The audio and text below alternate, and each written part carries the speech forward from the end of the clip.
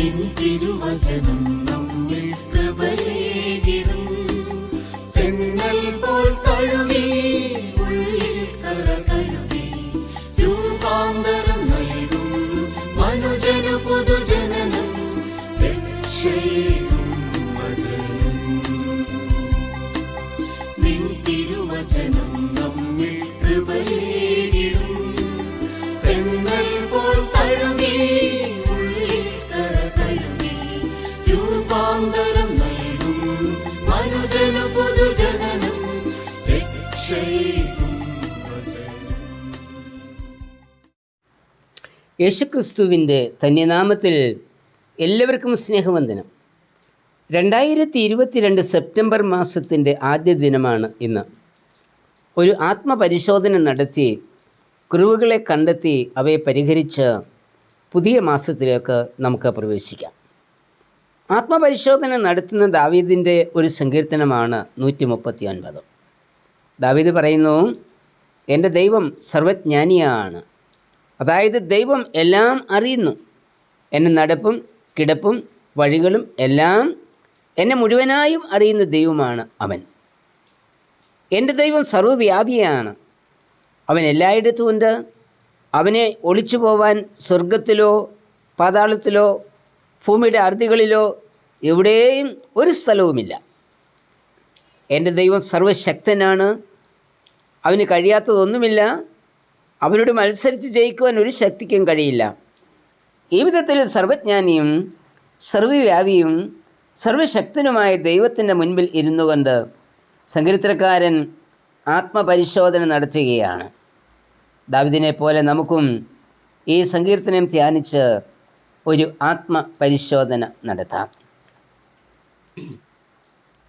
ആത്മപരിശോധന നടത്തുന്നത് ദൈവത്തിൻ്റെ മുൻപിലാണ്. അതായത് ഈ സമയത്ത് 2 പേർ മാത്രമേ അവിടെയുള്ളൂ, ദൈവവും സങ്കീർത്തനക്കാരനും മാത്രം. സങ്കീർത്തനക്കാരൻ പറയുന്നത്, ദൈവമേ എന്നെ ശോധന ചെയ്ത് എൻ്റെ ഹൃദയത്തെ അറിയണമേ. 23-ാം വാക്യം. സങ്കീർത്തനം 26:2 ഇതേ വിധത്തിലുള്ളൊരു അപേക്ഷ കാണാം. യഹോവേ എന്നെ പരീക്ഷിച്ച് ശോധന ചെയ്യണമേ, എൻ്റെ അന്തരംഗവും ഹൃദയവും പരിശോധിക്കണമേ.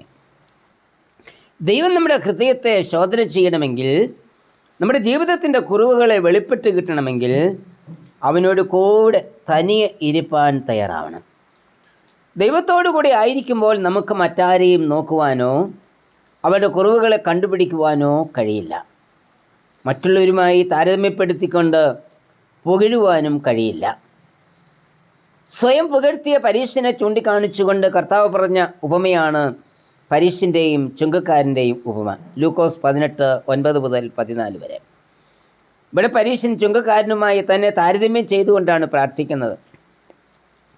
പ്രാർത്ഥന അവസാനിക്കുന്നത് ഈ ചുങ്കക്കാരനെ പോലെയല്ല ഞാൻ എന്ന് പറഞ്ഞുകൊണ്ടാണ്. 18:11. സ്വയം നീതീകരിച്ചും മറ്റുള്ളവരുടെ കുറവുകളെ ചൂണ്ടിക്കാണിച്ചുകൊണ്ടും ഉള്ള പ്രാർത്ഥന. നമുക്കും ഈ വിധത്തിൽ ഉള്ള പരീക്ഷകൾ ഉണ്ടായിട്ടില്ലേ? കർത്താവുമായി തനിയെ ഇരിക്കുമ്പോൾ മാത്രമേ നമ്മുടെ യഥാർത്ഥ അവസ്ഥ കാണുവാൻ കഴിയൂ.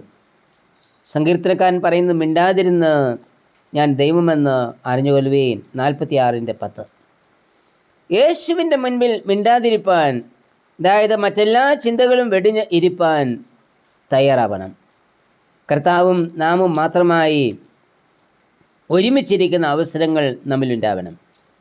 യെശയ്യാവിനുണ്ടായ ദർശനം ഇവിടെ പ്രസക്തമാണ്. യെശയ്യാവ് 6:1-8 വാക്യങ്ങൾ.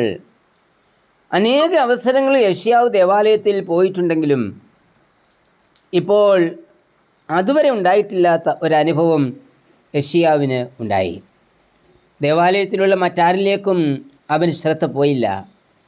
അവൻ കാണുന്നത് ഉയർന്നും പൊങ്ങിയും ഇരിക്കുന്ന സിംഹാസനം മാത്രമാണ്.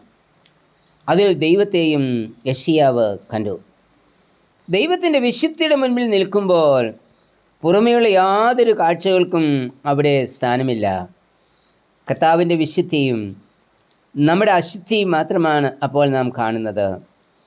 കർത്താവിൻ്റെ വിശുദ്ധി കണ്ട യെശയ്യാവ് നിലവിളിക്കുന്നത്, എനിക്ക് അയ്യോ കഷ്ടം, ഞാൻ നശിച്ചു, ഞാൻ ശുദ്ധിയില്ലാത്ത അതരങ്ങളുള്ള മനുഷ്യൻ.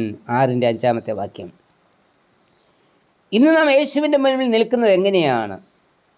ഒരു കൈയിൽ മൊബൈലും മറുകൈയിൽ ആരാധനാക്രമവുമായിട്ടല്ലേ? നിങ്ങളുടെ ഹൃദയങ്ങളെ ഉയർത്തുവീൻ എന്ന് പട്ടക്കാരൻ പറയുമ്പോൾ നമ്മുടെ കണ്ണുകൾ പോകുന്നത് ദൈവത്തിങ്കിലേക്കോ അതോ മൊബൈലിലേക്കോ?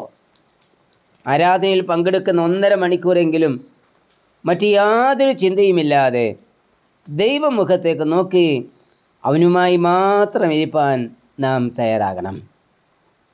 അപ്പോൾ കുറവുകളെ കാണുവാനും കുറവുകളെ ദൈവസന്നിധിയിൽ സമ്മതിപ്പാനും നമുക്ക് കഴിയും. അനുതപിക്കുന്ന പാപിയുടെ ഹൃദയത്തിലേക്ക് ദൈവം ഉറ്റുനോക്കുകയും പാപമോചനം നൽകുകയും ചെയ്യും. അതുകൊണ്ട് ദാവീദിനെ പോലെ കർത്താവിനോട് കൂടെ നമുക്കും തനിയെ ഇരിക്കാം. ദാവീദിനെ പോലെ നമുക്കും പ്രാർത്ഥിക്കാം. ദൈവമേ, എന്നെ ശോധന ചെയ്ത് എൻ്റെ ഹൃദയത്തെ അറിയണമേ. എന്നെ പരീക്ഷിച്ച് എൻ്റെ നിലവുകളെ അറിയണമേ. വ്യസനത്തിലുള്ള മാർഗം എന്നിലുണ്ടോ എന്ന് നോക്കി ശാശ്വത മാർഗത്തിൽ എന്നെ നടത്തണമേ. കർത്താവേ, നിന്നോടുകൂടി തനിയെ ഇരിപ്പാനും ജീവിതത്തിൽ ഉണ്ടായിട്ടുള്ള എല്ലാ അശുദ്ധികളെയും കണ്ട് അവയെ സമ്മതിച്ച് ഉപേക്ഷിപ്പാനും എന്നെ സഹായിക്കണമേ. ആമേൻ.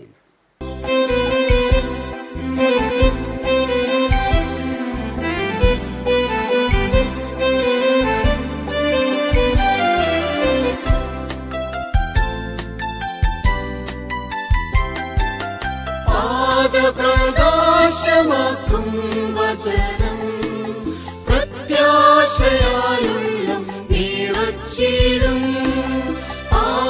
പ്രകാശമാക്കും വചനം പ്രത്യാശയായുള്ളം നിറച്ചിടും.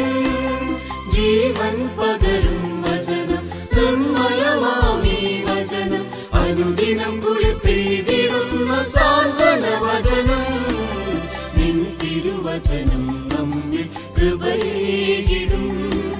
തെന്നൽ പോൽ തഴുകി ഉള്ളിൽ കര തഴുകി രൂപാന്തരം നൽകും മനുജന പുതുജനനം രക്ഷയേകും വചനം.